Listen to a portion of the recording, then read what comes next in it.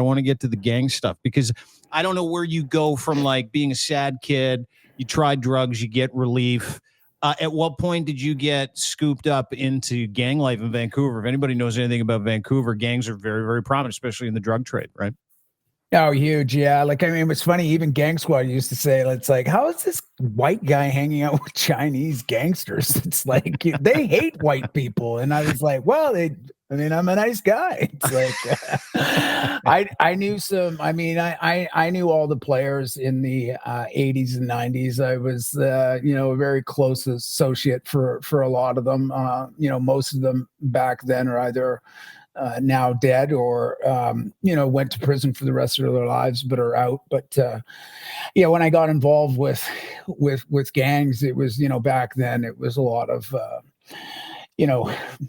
crime related, drug related, robbery related. A lot of, at that time, a lot of gangs were vying over gold bullion. Like gold was really a really big thing, and you're always connected to doing specific jobs for different gangs. And so I even though I knew that was coming with consequences, I think I remember Gang Squad saying it's like we had legal guns and Guy had illegal guns, and we were chasing Guy. And at the end of the day, I mean, I knew in that lifestyle what I was choosing, and that obviously it's a dead end road, and two things happen: you either go to jail for the rest of your life, or you're either found dead or you get out.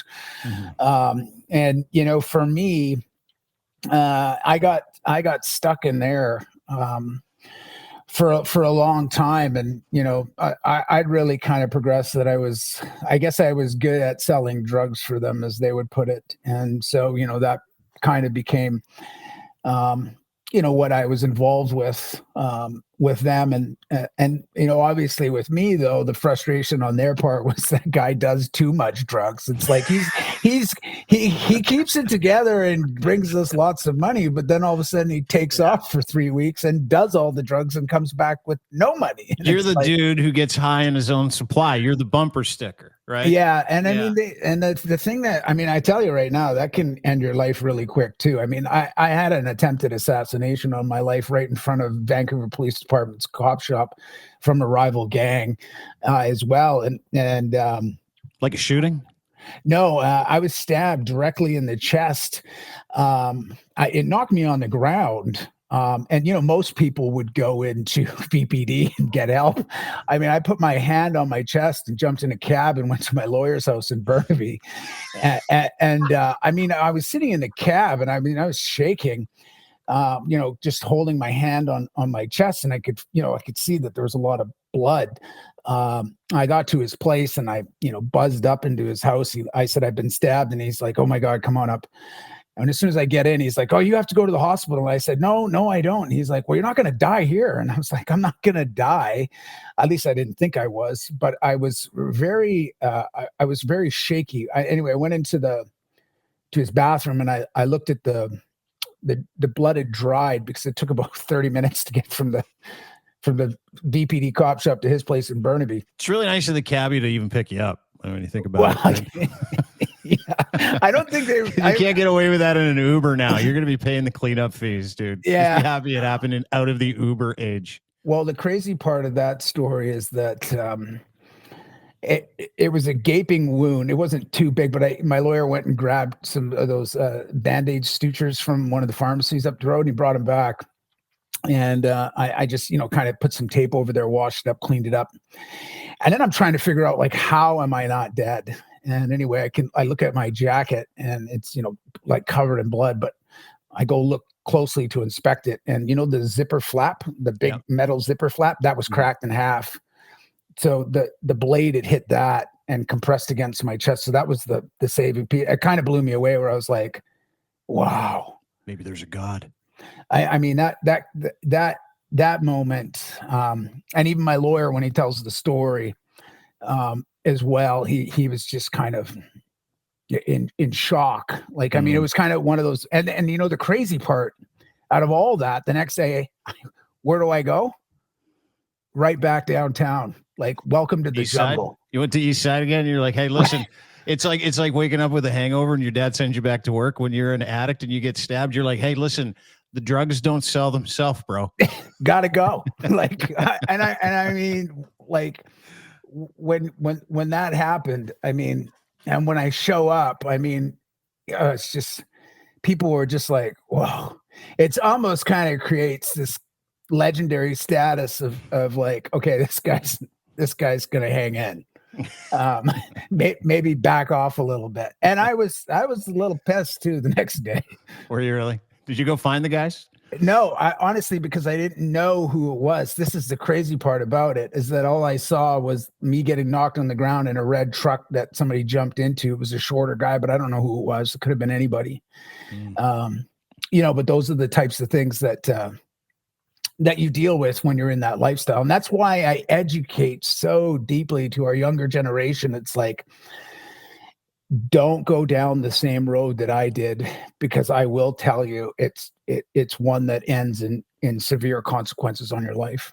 You must know a lot of people that aren't with us anymore. You know that coming from that lifestyle, whether it be overdoses or whether it be, you know, getting murdered. If you grew up or went or were on the street with, let's say, 10 of them, and you're around and clean, how many guys like that exist from that community today? Like, if you, let's say 100, if there's 100 people that you spent 30 years with on the east side in Vancouver during your time with addiction, running drugs, et cetera, how many people got clean? How many people are healthy, living a happy lifestyle like you today? Well, there is actually quite a bit of us from the 90s that did get out, that access those harm reduction services, that have, like, I mean, man, like at the 20th anniversary of Insight, we all came and met downtown. I actually I was the MC of the 20th anniversary. And I put a call out to all the people that were in the downtown east side that are now in recovery, and 150, like about 100 to 150 people showed up. And we took a big photo, and I swear there was over, you know, like 150 years of sobriety in the photo. So it was really cool. And it just goes to show that, you know, there's a lot of people who were battling to get out and wouldn't be alive today if harm reduction didn't exist. And I'm absolutely one of them. But, you know, honestly, I've lost so many people through the HIV/AIDS crisis, through overdose, through being shot, killed. I mean, I don't even know. I don't even count. I kind of count the ones that are alive, and there's not many left. And that's the sad part about it, is that everybody's just been wiped out. And especially when the drug crisis changed. And, you know, I got out right at 2012 and 2013, but from 2013 to, you know, 2024, oh my God. I mean, I've just lost so many people. That drug supply is just so toxic and poisonous that it's just killing people at an alarming rate. Yeah, can we talk about that real quick? Because as incredible as your story is, you've really turned education into one of the hallmarks of what your passion is. And you can see it, you can feel it. I watch you battle politicians every day on Twitter, whether it's Tracy Foran, who for some reason wanted to tell everybody they're terrible, or if it's Pierre Poilievre, who's running around doing stuff like this. I'll bring up this tweet, playing politics, showing up to camp, playgrounds, and telling everybody that Justin Trudeau is giving people like you, people with serious addictions, free drugs so they can go and shoot up in playgrounds in front of people's schools. And it's fear porn at its finest. But there's a reason for it. And it's about the toxic drug supply. It's about fentanyl. It's about prescribing something to somebody that you know is clean, you know isn't going to kill them within a half an hour because it isn't laced with some sort of poison, which we see a massive increase. Fentanyl is killing people by the dozens daily in this country, by the hundreds in North America every single year, which is, why this Safe Supply pilot program, Insight, which is where you work, and I want to get some information on that, is so incredibly important to people. But can you get into that? Like, at what point did fentanyl start to make an appearance? And at what point did you go, this is not the same game anymore? Yeah, 2012 and 2013, which is very interesting. There was about 10 to 14% of the overdoses that happened that year. Was about like 80% died of heroin. And their deaths were from 91, I believe, till 2013. It's probably roughly about between 250 to 260 deaths a year. Yeah. So in 2012, 2013, I mean, I'd overdosed 6 times in like a 9-month time frame.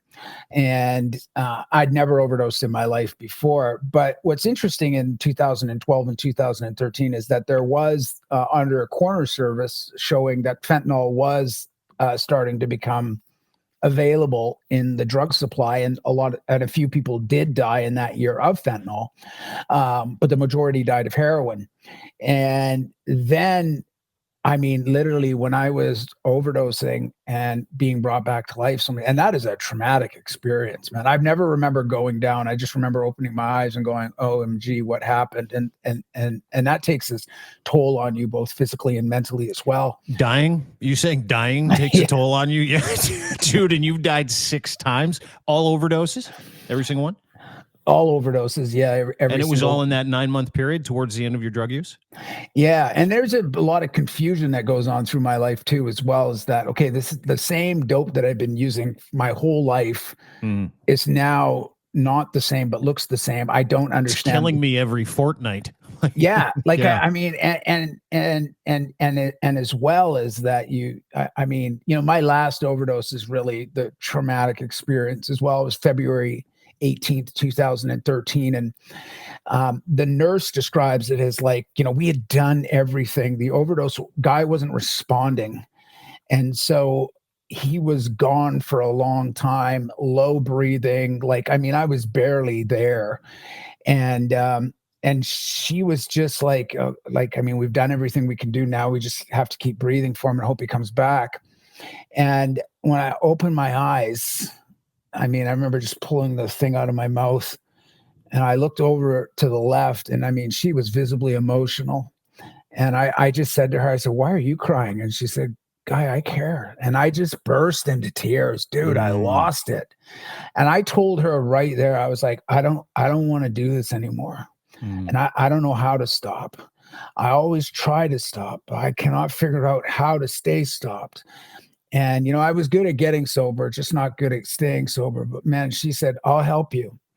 And they always helped me. They always helped bridge me to recovery services. I mean, every time I walked in there, you know, limping or sore or messed up, they were always like, you know, "Hey, Guy, like, do you want to go upstairs into detox? We'll see if you got a bed, if we want to put you on the list and get you up there tomorrow morning." And I was like, you know, yeah, sure. And so they were always encouraging me to keep trying recovery and to keep going. And eventually, you know what, that defining moment of there was such a vulnerable moment in my life where somebody is concerned for my safety. It at that particular time, it just hit me hard that I knew now.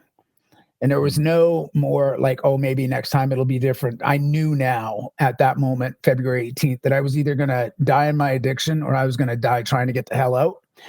And I just made a commitment again where I said, okay, I'm just going to die trying. And if I don't make it, I don't make it, but I'm not doing this. I'm going to die somewhere else.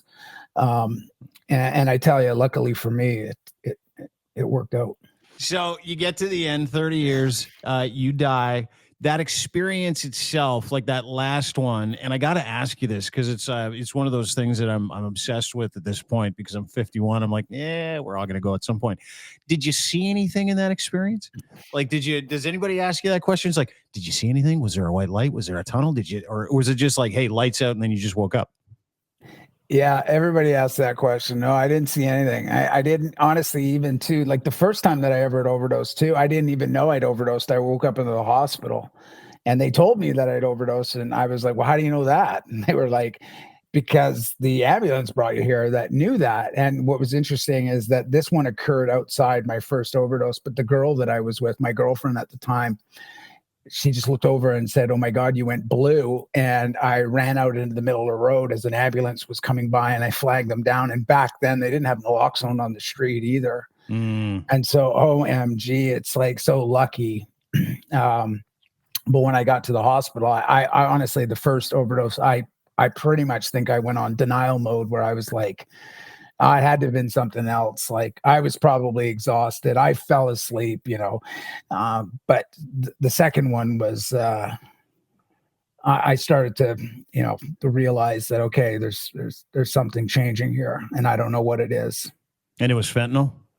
Well, we don't know. I mean, that's the thing, because there was no test strips on the market. There was no drug checking on the market back then. So, it's tough to say. It could have been. I think it's possible. Just because, I mean, I knew the people who I was getting the drugs off of as well, for the same people for a very long time. I just think when the market changed as well, is that they got a batch of it. I did know that I'd always got good dope. So buy crappy dope, right? So, you don't sell bad dope to fuck around and find out. You don't. You can't. Yeah, I mean, that's the thing too. But, and then it just started happening. So, and I tell you, physically and mentally as well, like, my God, man, like even the last one, both physically, I was a lot slower as well. And cognitively, like mentally, to talk, I had to really focus on like moving my lips to actually communicate with people, and to walk as well. I was a lot slower as well. It was a really interesting feeling, both physically and mentally, because I'll tell you something, your body can bounce back physically, but mentally, when the brain goes, I mean, that's really it, right? Like, I mean, we have a lot of people today that chronic brain injuries from overdosing. I mean, their life is just sad now. Like, I mean, now the amount of, this is the problem with that toxic drug supply. It's not talked about a lot. The severe brain injuries that people get as well, that just wires your brain, that you don't know now the severity. So you'll continue to use drugs and drugs and drugs, and it'll keep happening. So that's where the differences to access, safer alternatives or safer supply would come in, is that at least people who are using these substances would know, and it wouldn't cause them to, have these overdoses and brain injuries. But, really, that has been one hot political topic that is sad to see, because the distraction of focusing on small, safer supply programs actually takes away from what's actually killing people, which is fentanyl, run by organized crime. And I always say this as well, is that, if you're against safer supply, then our only option is that organized crime will continue to pump the market. So, like, that's where people will go. If there's not an option outside of that, then people will continue to access that. And so we just have to do a better job at saying that we really need to have a full spectrum of care, of harm reduction, safer alternatives, and detox, recovery, treatment, and housing.